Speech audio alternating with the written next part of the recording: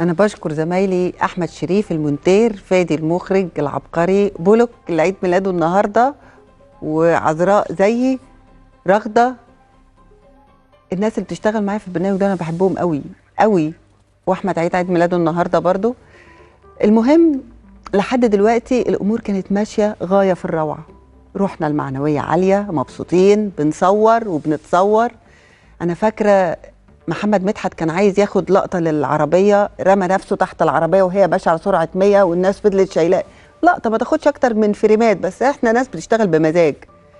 قعدنا نصور ونشير مع الناس على صفحتي. أنا فاكرة يومها صورنا فيديو من جوه العربية حطيناه على صفحتي اللي اسمها منى عراقي، بنقول فيه إننا مش بننسى أبطالنا. واتفرجوا قريب عندنا خبر حلو عن إسلام ومامته. قد إيه تفاعل الناس على صفحتي كان رائع. كلنا كانت فيه روح من السعادة مهيمنة على العربية لحد ما بدأت الدنيا تغمق. العربية اللي سحبانا وراها أخدتنا على منطقة مهجورة تماما. ساعتها افتكرت مكالمة إسلام ليا قبل ما ننزل على طول، بيحذرني بأننا ممكن نكون مسحوبين كلنا لكمين من ترتيب عزيزة وعصابتها المحتملة تخلص مننا مرة واحدة. فاكرة كويس قوي كلامه ليا: إياكي يا أستاذة منى تدخلي هناك لوحدك، إياكي، لازم تستنيني. وأنا أطمنه وأقول له لا لا ما تقلقش، ده مصطفى باعت لي صورة طبق الأصل منك أنت وأنت صغير، قصدي وهو صغير. يرد يقول لي كل ده ممكن يكون كمين. الله يا إسلام بقى، هتقلقني ليه؟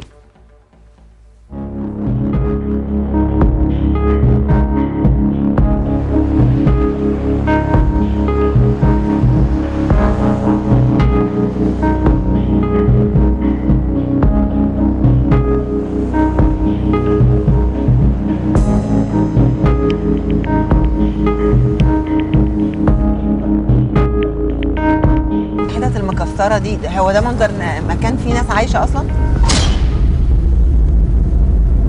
يعني في ناس ساكنة هنا؟ ولا احنا مسحوبين؟ زي ما قال إسلام شكله كان على البحر. إسلام شكله كان قلقان أصلا إن ده يبقى كمين لينا. دي مدافن. دي مدافن؟ لو وقفناه هيفتكر إن احنا قلقانين، ولو دول الناس بجد أهله ما يصحش إن احنا نقلق. احنا فين؟ محد يسأل احنا فين؟ هو مفيش أي حد أصلا موجود في المنطقة. إبراهيم ما تدور على حد يسأل احنا فين؟ بدون ما هو يحس إن احنا قلقانين. والنبي انزل اسأل هنا. يعني ايه لو وقفنا هنا هو يشوفك؟ لا عادي، ما عندنا حاجة. طب هدي جنب الموتوسيكل ده ثانية واحدة. بقول لك ايه لو سمحت، قدام كده في منطقة سكنية؟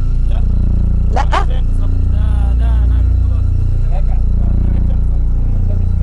امال كده في ايه؟ لما ما فيش منطقة سكنية كده امال جبل؟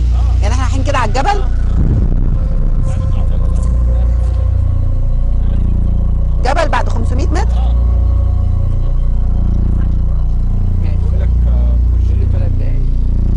3 دقايق ايه؟ الراجل بيقول 500 متر ونكون في الجبل. بيقول قدامنا 3 دقايق ونكون في البيت. بيت ايه اللي في الجبل؟ طب ثانية واحدة نسأل دول تاني كده.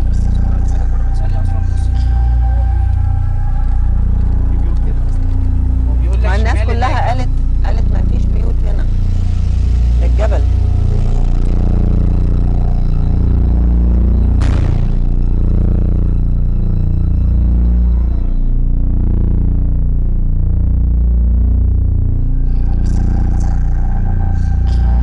كلنا وصلنا البيت، سواء هنتخطف او بتاع، احنا في امر واقع.